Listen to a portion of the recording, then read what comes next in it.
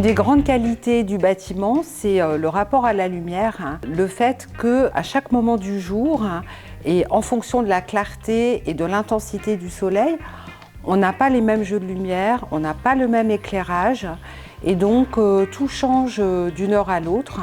C'est un véritable spectacle en soi. Tout l'espace que vous voyez là sera dédié aux collections de littérature. Romans, théâtre, poésie, littérature en langue étrangère.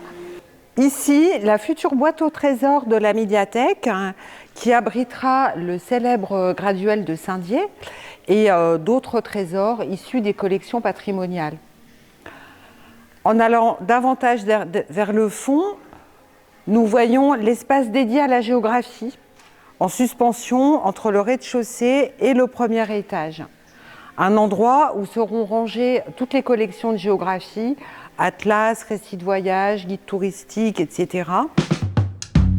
J'ai le plaisir de vous faire découvrir le gradin de lecture de la médiathèque qui sera recouvert de moquettes rouges tout à fait confortables pour bouquiner tranquillement.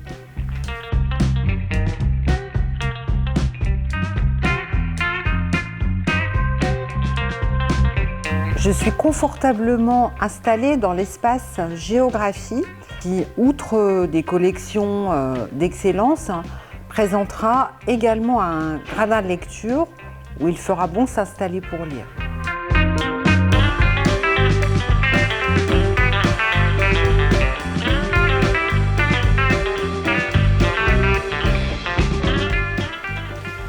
Bonjour.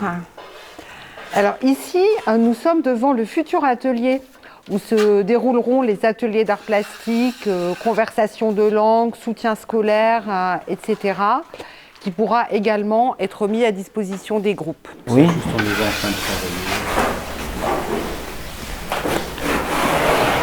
Alors, nous sommes dans ce qui sera le jardin de lecture de la médiathèque, donc réservé aux usagers de la boussole, et qui donne directement sur l'espace presse.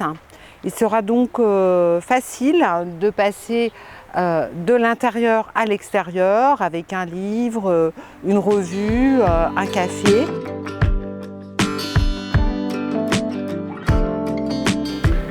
Dans cette salle d'exposition auront lieu 4 fois par an des expositions patrimoniales, artistiques ou pédagogiques. Dans cette salle polyvalente pourront être organisés des concerts, des spectacles, des conférences, des rencontres, des formations, des petits salons.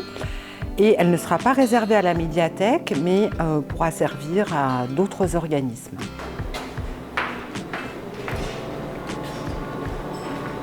Bienvenue dans les sous-sols de la médiathèque où seront conservés les documents rares et précieux, les documents patrimoniaux, dans ces meubles qu'on appelle des compactus et qui permettent de gagner beaucoup de place, puisqu'il faut savoir que nous possédons 3 km linéaires de documents patrimoniaux.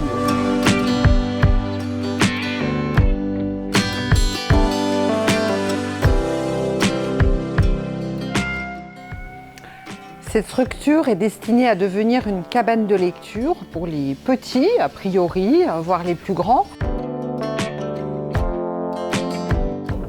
J'ai fermé la porte de séparation entre l'espace de jeux vidéo et l'espace bande dessinée manga. Chacun est tranquille chez soi.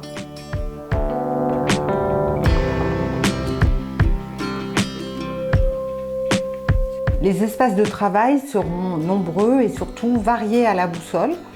Vous en découvrez un exemple ici sous forme de 3 box où on peut travailler en tout petit groupe, voire tout seul, au calme.